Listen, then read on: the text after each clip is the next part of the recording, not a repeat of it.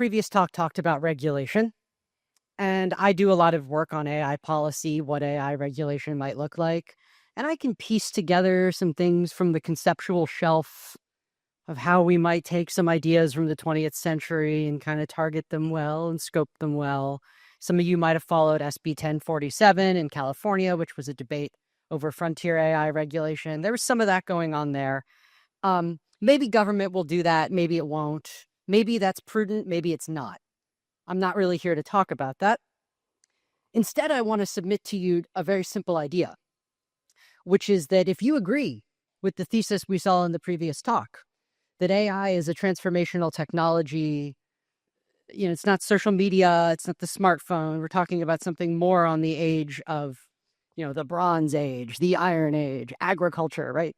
Major new epoch in human history. If that is true, what do you think the odds are that the successful governance of that technology is going to come from things we took off the shelf from the 20th century?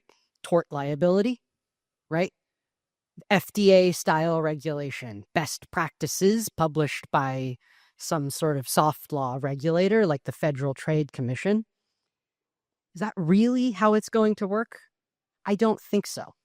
Even if we try, I suspect it will fail, and I suspect we will find those things to be quite subpar. So instead, I would submit to you that we need what an economist might call institutional entrepreneurship. Institutions are not organizations. Institutions are the things that constrain and guide human activity of all kind. They're laws, they're informal norms, all sorts of different things. We need institutional entrepreneurship. And that means that we need private governance. We need governance solutions that come from the private sector. Maybe that'll be a company. I think there are corporate opportunities here. Maybe it'll be a nonprofit.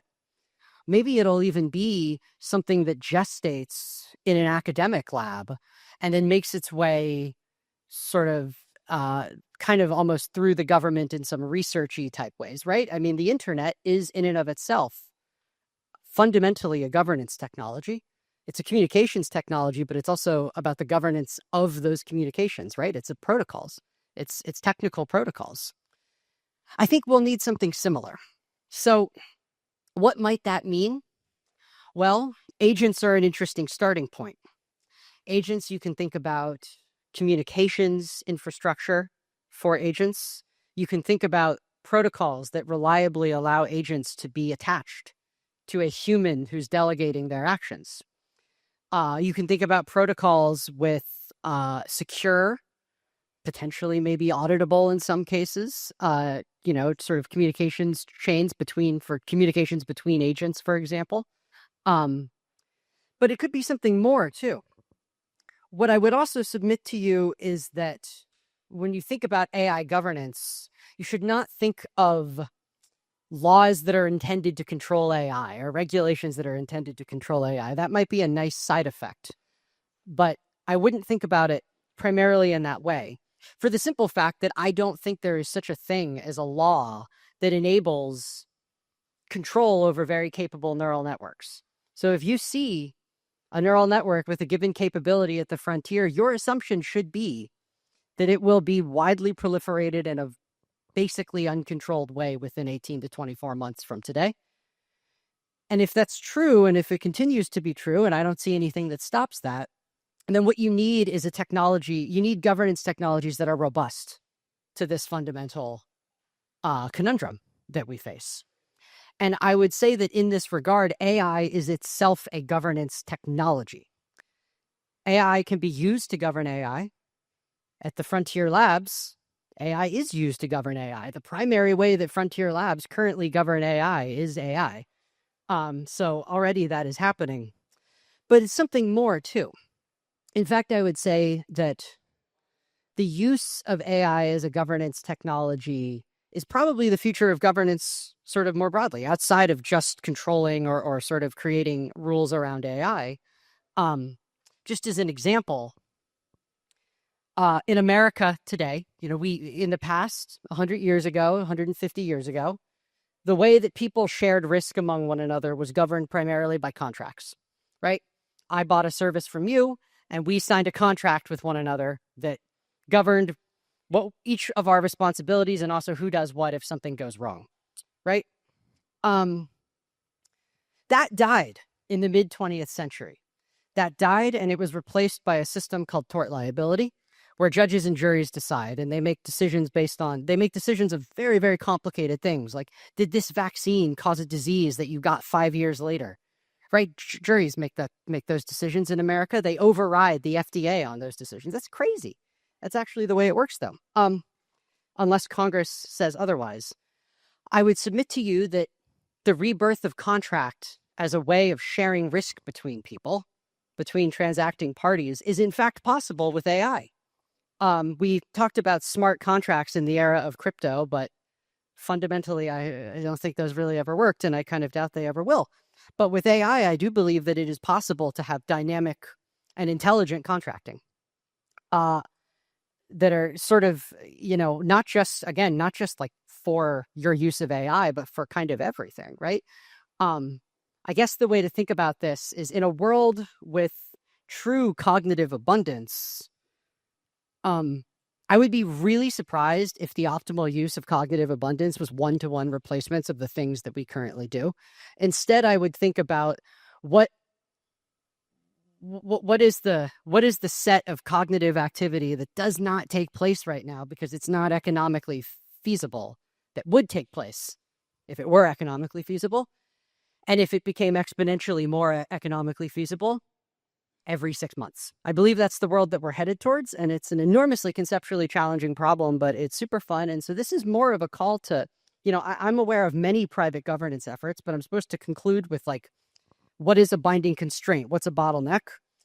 And I'd say the fundamental bottleneck we have, like any governance solution that comes from the private sector, is the chicken and egg problem, the prisoner's dilemma.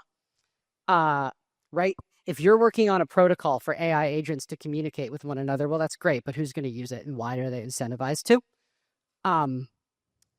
Maybe they're incentivized to because your protocol offers such great things that makes the agent more useful. That would be a carrot, and that's good. You should do that.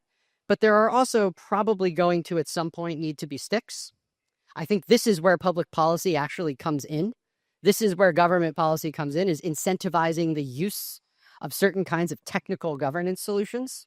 But I think solving that problem, getting over that kind of game theoretic problem of who is actually going to agree to adopt a particular governance solution, is the main sort of unsatisfyingly solved conceptual problem that we have in this field. So, happy to chat further and happy to answer a question or two.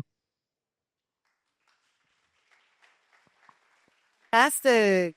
All right. Questions, comments? Right here. Yep. Shadi, you can already talk and project. Yeah, thank you. Just a simple question. How are you thinking about privacy with transparent accountability, especially in the context of governance by private institutions for things that might impact everyone without perhaps direct representation? Yeah. I mean, at the end of the day, I guess my belief is that we live in a decentralized world. And if you take that seriously, then the idea of representation of everyone seems somewhat farcical. It's just like, well, what works will be the things that work in the field of open competition in the market. And hopefully that gets us to a good outcome. But I would acknowledge that there are problems with that. I would say on the privacy front, I think this is a great unsolved question, and I can see it going both ways, and I don't have my mind made up on this, right? We're talking about protocols that govern communication. Should those be private? Should those not be private? Should that vary based on different points? Should those be subject to warrants, subpoenas, that kind of thing? I don't know.